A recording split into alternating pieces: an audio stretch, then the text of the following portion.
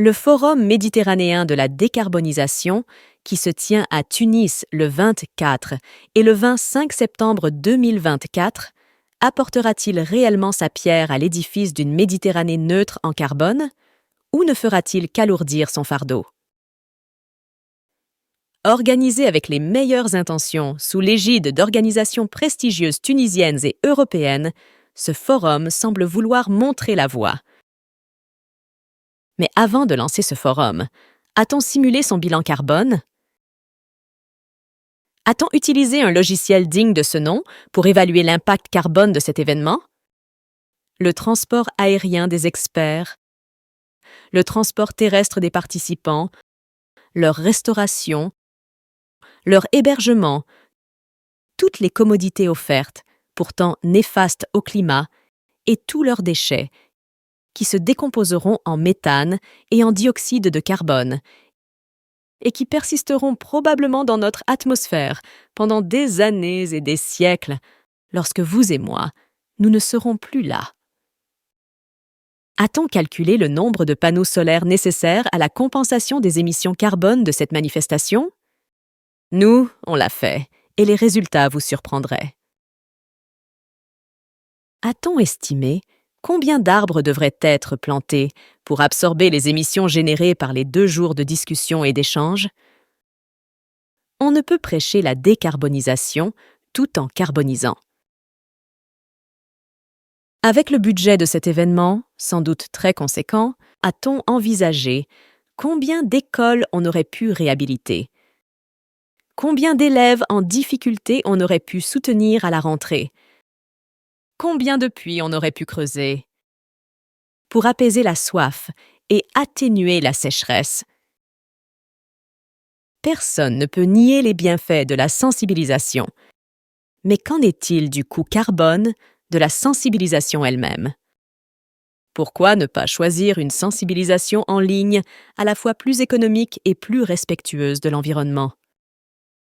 Pourquoi cette obsession des rassemblements en présentiel, appelée avec raison la maladie de la réunionite dans les sciences du management? Instaurer des réunions et des forums professionnels en ligne réduirait drastiquement les coûts liés aux voitures, à la perte de temps et à toutes les formes de pollution. Au point de se demander si ce forum n'aurait pas plutôt dû être nommé Carbomed, au lieu de Décarbomed. Voici pourquoi il est essentiel de décarboniser notre atmosphère, mais aussi nos esprits. Profitons de cette tribune pour rappeler aux pays dits développés quelques faits publiés par l'Organisation météorologique mondiale elle-même. L'Afrique ne produit que 5 à 7% des émissions mondiales de gaz à effet de serre.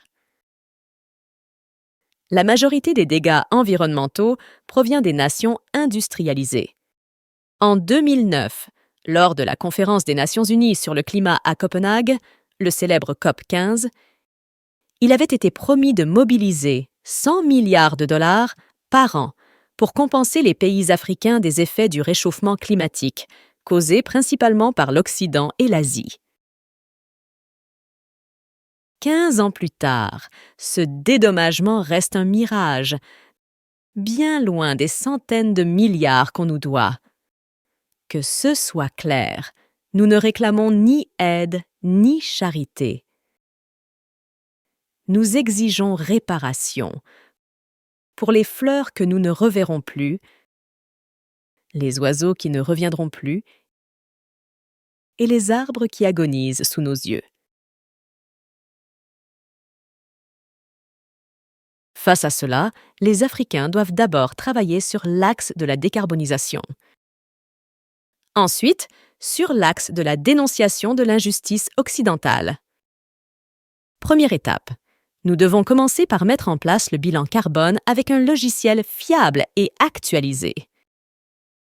Ensuite, il faut prouver au cours de l'étape 2 que le bilan établi respecte les exigences des normes ISO en matière carbone, lesquelles peuvent garantir l'exactitude et la fiabilité des résultats. La norme ISO 14064-1 2018 encadre le bilan carbone de l'organisation. La norme ISO 14067 2018 régit le bilan carbone des produits. La norme ISO 14064-2 2019 concerne la quantification et la réduction des émissions des projets, comme les installations photovoltaïques. La norme ISO 14064-3 2019 définit les principes et les exigences pour la vérification et la validation des bilans de gaz à effet de serre.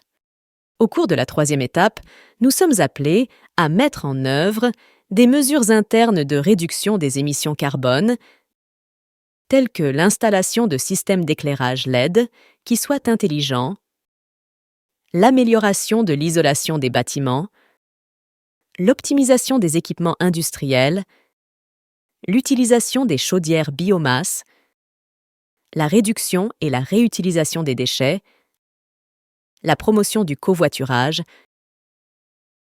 du télétravail et de la mobilité électrique.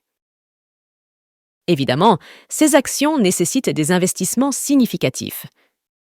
Cependant, la Tunisie, malgré ses ressources limitées, a mis en place d'importantes subventions pour soutenir ces initiatives, notamment dans le cadre du nouveau plan de mise à niveau carbone.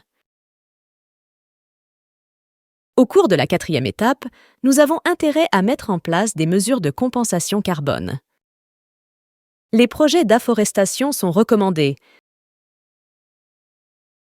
d'abord pour restaurer et stabiliser le sol, mais aussi pour capturer le dioxyde de carbone de l'atmosphère et l'exporter sur les bourses internationales carbone. À notre disposition, plusieurs arbres résistants à la sécheresse, comme les figues de Barbarie, l'acacia, l'olivier, le pin d'Alep et l'eucalyptus. Et dans le cadre des projets de compensation carbone, les administrations et organisations africaines, y compris celles présentes à ce forum, gagneraient en crédibilité en installant des panneaux photovoltaïques sur leurs murs et toits. Mais ces organisations doivent réfléchir dès maintenant au problème du recyclage des panneaux photovoltaïques, lequel ne manquera pas de se poser dans quelques années. Dans ce cadre, l'Agence nationale de maîtrise de l'énergie accorde des aides substantielles diverses aux entreprises qui le souhaitent. Au cours de la cinquième étape, il est possible, sous certaines conditions, de prétendre à une labellisation internationale reconnue. Les nations africaines doivent être conscientes que les pays industrialisés exploiteront avec opportunisme la problématique du climat pour écouler leurs produits sur nos marchés sous couvert de décarbonisation. D'où la nécessité de rester très vigilant. Cet engagement ne doit pas se traduire par une augmentation des importations, mais par une politique visant à renforcer une production endogène durable. Parallèlement à tout cela, en tant qu'Africains, nous devons nous unir pour dénoncer le mécanisme d'ajustement carbone aux frontières, pour ce qu'il est. Un mécanisme d'appauvrissement carbone aux frontières. Car l'Afrique, qui n'a contribué que de manière minime au réchauffement climatique, se voit imposer des exigences de décarbonisation surréalistes. Après avoir détruit notre climat pour l'éternité, voilà que le monde, dit développé, s'attaque à nos économies fragilisées par le biais du mécanisme d'appauvrissement carbone aux frontières.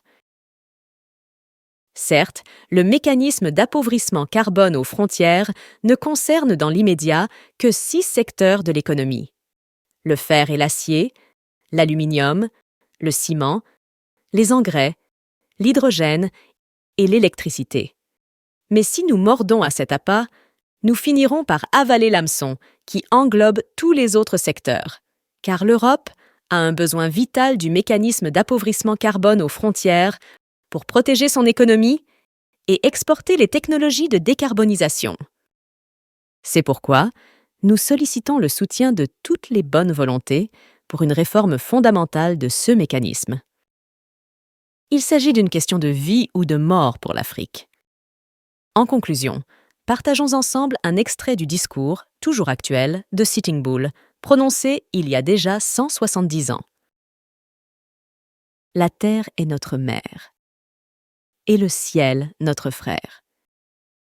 Mais l'homme s'acharne à détruire jusqu'au dernier arbre, jusqu'à la dernière goutte d'eau, jusqu'au dernier oiseau, ne laissant derrière lui que désolation. Pourtant, la terre n'appartient pas à l'homme, c'est l'homme qui appartient à la terre. Pensez-y, avant qu'il ne soit trop tard.